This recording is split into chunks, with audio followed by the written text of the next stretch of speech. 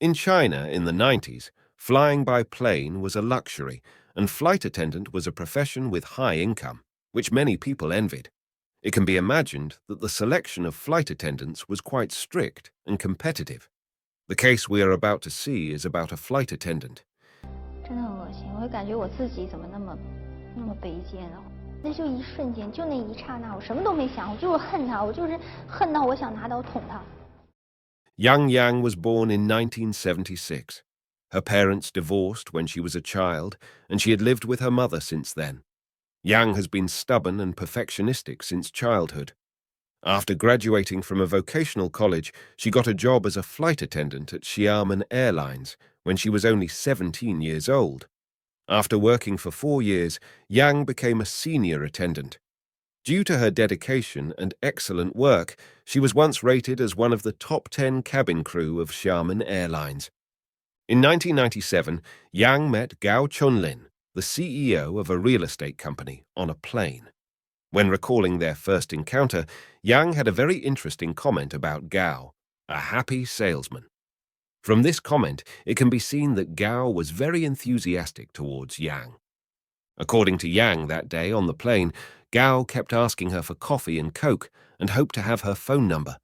Just to get rid of Gao, Yang left her pager number, thinking that it didn't matter because she would not call him back anyway. After that, Gao often called her and asked her out every time he came to Xiamen, the city where Yang lived. However, Yang only returned one phone call and never went out with Gao.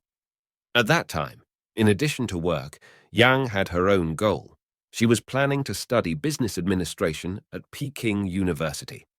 Yang always wanted to continue her studies, and with the support of her parents, she quit her job and went to the Peking University Adult Education College for further study. It happened to be the same city where Gao lived. In 1998, Yang, who was starting her second semester, suddenly received a phone call from Gao in her dormitory. A year had passed since they met, but Gao had never given up looking for Yang. This time, he even found the phone number of Yang's dormitory. That's because Yang left her pager at home, and her mother returned Gao's call after seeing his messages. Gao introduced himself to Yang's mother sincerely and appropriately, so Yang's mother gave him the phone number of Yang's dorm. 喂，他喂了一声，当时我一下脑海中就闪现他的名字，就很深刻，就是很清晰，就是他的名字，还有他当时在飞机上那个音容笑貌。当时我心里震了一下，我觉得挺感动的。我觉得说已经经历已经1年多了，就是说只是打一个照面而已，怎么会找到我呢？ After receiving Gao's call, Yang's attitude to him changed. The next day, Gao drove to the school to pick up Yang. When recalling their meeting this time, Yang's description was very dreamy. She said that after she walked out of the campus, she saw a Mercedes-Benz and had a hunch that it was Gao's. Then she saw Gao walking to her with flowers. He smelled so good and had a big smile on his face. In many reports, Gao's image was also described as if he were the boss in 50 Shades of Grey, but in the information of the lawyer's defense, the description of Gao was a little different. Yang was 5'7", while Gao was 5'6", a little shorter than Yang. He was singularly plain and 10 years older than her. Anyway, Gao spared no effort in pursuing Yang, and the 21-year-old Yang gradually fell for him.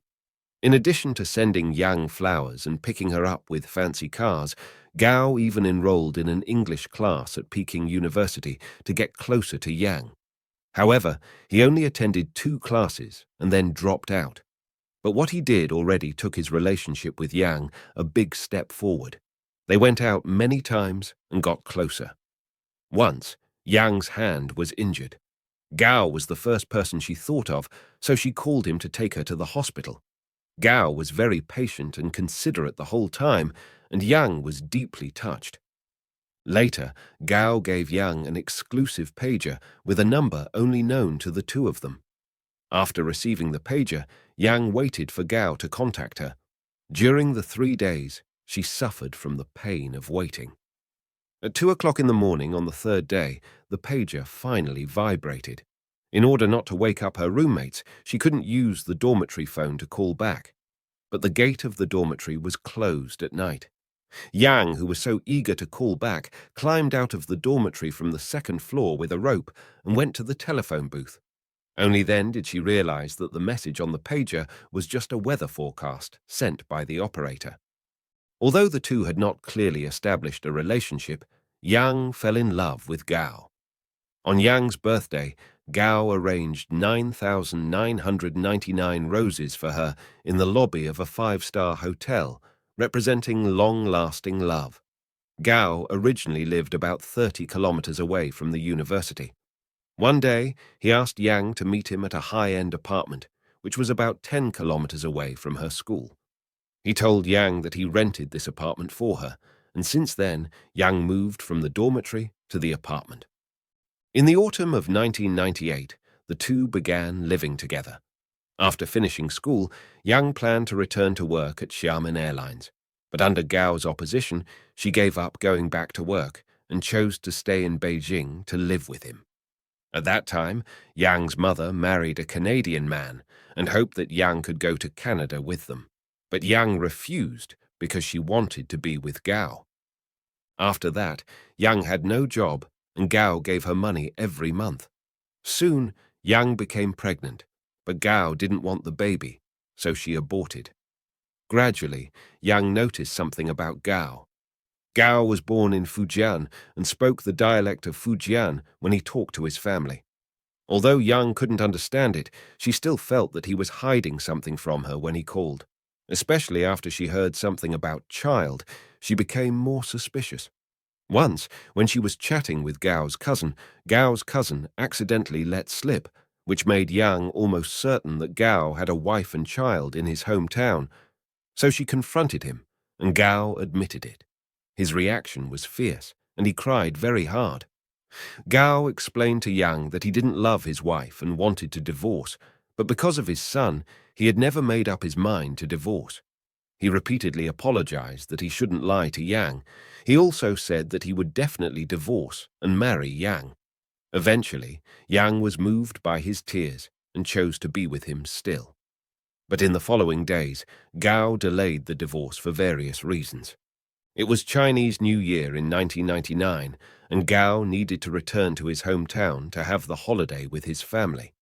Yang hoped he could divorce when he was home, but Gao was unwilling to do it. Then they had a fight over this. Yang was really pissed off and said she wanted to go to his hometown with him to tell his wife about their relationship.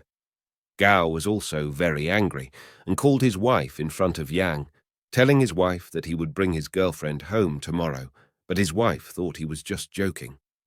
In this way, Yang and Gao returned to his hometown together, but Yang lost the courage to meet his wife.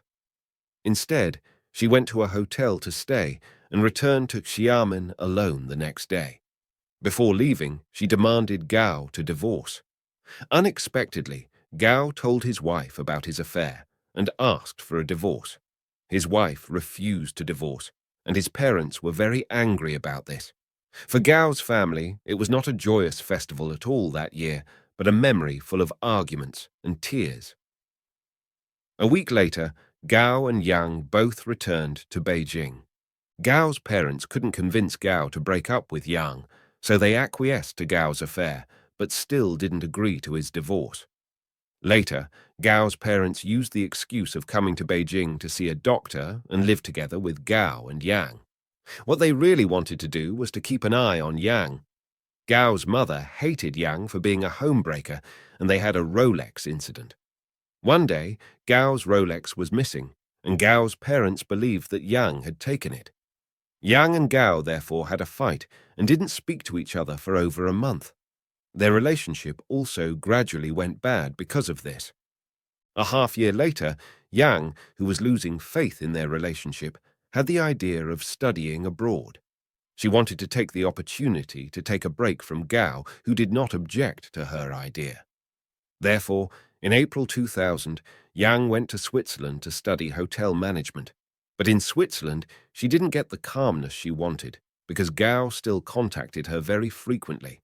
She said that Gao would call all the rooms in the hotel where she stayed to find out which room she was in.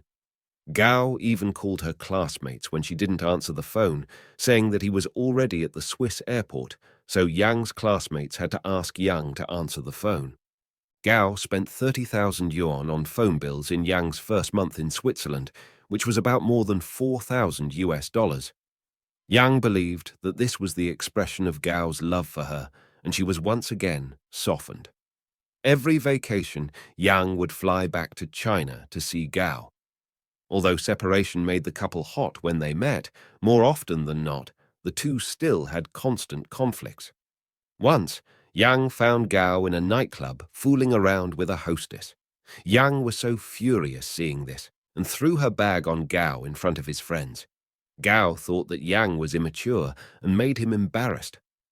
On the way home, Gao broke Yang's head with a brick, and she had 3 stitches for that.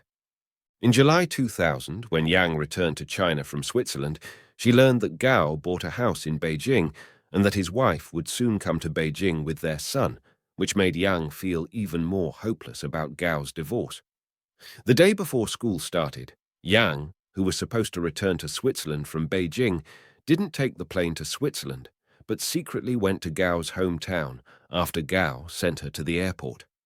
Yang knew that Gao's wife, Wang, was applying for Hong Kong permanent identity card, so Yang found Wang and said that she was responsible for her case and needed to conduct a physical examination on her. Then, Yang took out some mercury that she collected from 10 thermometers and asked Wang to drink it. Then she asked Wang to keep a pregnancy test strip in her mouth. After 10 minutes, Yang saw that nothing happened to Wang, so she took out the remaining mercury and asked her to drink it. Then, Yang made an excuse and left and returned to Switzerland. Afterward, Wang felt strange and called Gao to talk about it. Gao guessed that Yang was the one who did it and asked Wang to go to the hospital immediately for examination.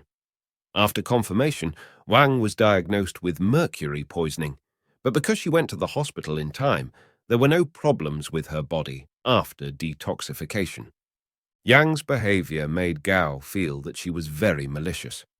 Although he didn't report to the police, he cut off contact with Yang for a long time, but they slowly resumed some contact later. In 2001, the two had been entangled for 4 years on and off since 1997. Around April, Yang returned to Beijing. Gao promised to give her 6,000 yuan a month, about $900 for living expenses. She didn't live with Gao, but rented an apartment to live alone. During this period, Yang became pregnant again. She believed that the reason Gao didn't want to divorce was his son, so she stopped taking pills to get herself pregnant. Gao was very angry and gave her some money to have an abortion. Yang eventually did. Later, Yang agreed to her mother's proposal to go to Canada. This time, she planned to settle in Canada, and just like going to Switzerland, she also hoped that she could get away from this relationship by going to another country. Gao helped Yang handle some visa affairs. At this time, they were not as close as before anymore, and Gao was seeing other girls. Yang even followed Gao, trying to find out who he was dating. Gao was very upset with her behavior and threatened her not to follow him, otherwise he would kill her. At midnight on June 27th, Yang came to Gao's home to discuss visa matters with him. When they were talking, Gao received a phone call, and then he went to the bathroom to answer the phone. Yang believed that the caller was his other girlfriend. After the call, Yang deliberately told Gao that she had a new boyfriend. Gao was very angry and jealous, and they ended up having an angry sex. After sex, Yang couldn't sleep. Around 4 a.m., she took Gao's phone to see who had called him. But Gao found out, and the two had another big fight, so loud that the neighbors in the next room could hear them. In Yang's later version, Gao first took a knife and said to Yang, "I should have killed you last time." Yang snatched the knife from him with all strength, and in the struggle, she accidentally stabbed him in the body. Gao shouted for help and fought with Yang for the knife. In the chaos and panic, Yang stabbed Gao more than 10 times and injured her own hands. She collapsed on the ground until Gao stopped breathing. Yang dragged Gao to the bathroom, cleaned off the bloodstains in the room, and threw away the knife and bloody towels. Then she went to a nearby store to buy a large suitcase and returned to Gao's home to pack the body. But she found that Gao's housekeeper had called the police, so she left the scene in a hurry and went to a nearby hospital to treat her hand, which was injured during the fight. The next day, she moved to a new place and hid there. It was not hard for the police to find that Yang was the last person to see Gao before he died. By watching the surveillance video of the elevator in the condo building where Gao lived, the police saw Yang out of Gao's home 2 hours after he died. 3 months later, on October 8th, Yang got caught when she went to the Canadian embassy to apply for a visa. Gao has passed away, and the story between the two was mainly narrated by Yang. Some details were confirmed by people around them, such as Yang didn't know that Gao was married at first, and Gao gave her money every month when they lived together. Because Yang left Gao's home with his cell phone, watch, and other belongings, and drove away with his Audi, Yang was prosecuted for both intentional homicide and theft. The judge commented that her actions were to strive for a happiness that does not belong to her. I think Yang may have always believed that she was fighting for a happiness that should belong to her. Yang was eventually sentenced to death with a 2-year reprieve. In 2008, her sentence was commuted to 16 years in prison because of good behavior.